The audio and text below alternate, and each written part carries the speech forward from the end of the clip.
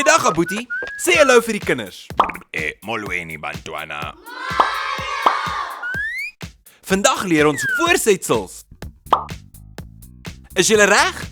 Ja! So hoe sê ons op in isiXhosa? Dis reg, Phezu. En hoe sê ons onder in isiXhosa?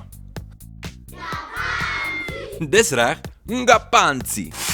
En hoe sê ons langsaan in isiXhosa?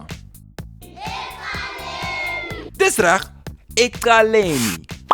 En hoe sê ons binne in isiXhosa? Baie mooi, Ngaphakathi. En hoe sê ons agter in isiXhosa? Baie mooi, Ngasemba. So, ons het Phezu, Phezu. Ngaphansi, Ngaphansi.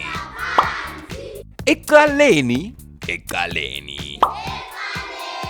Ngaphakathi Ngaphakathi. en Ngasemba. Ngasemba. En nou ken julle die voorsetsels in isiXhosa. Misale kakuhle.